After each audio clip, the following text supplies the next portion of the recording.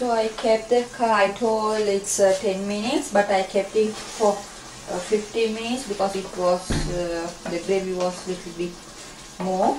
And now for me the curry is ready, and now I'm going to taste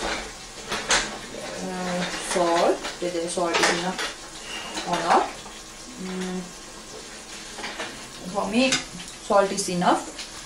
And you can see the curry like this.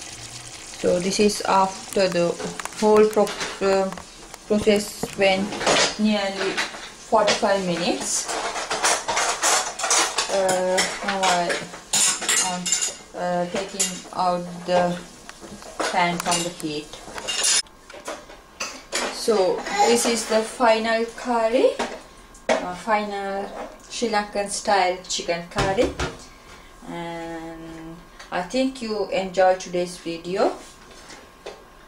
So you can try it by yourself and you can give me the feedback how is the taste, and if it's difficult to make.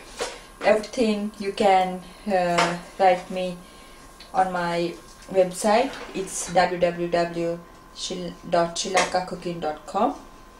So I hope you enjoyed today's video.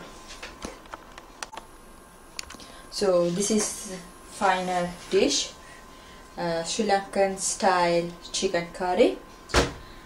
I hope you enjoyed today's video. You can try it by yourself and you can give me the feedback whether it's difficult, how is the taste, and everything you want to tell me. So just give me the feedback via my website. It's www.srilankacooking.com. See you on another video. Thanks for watching.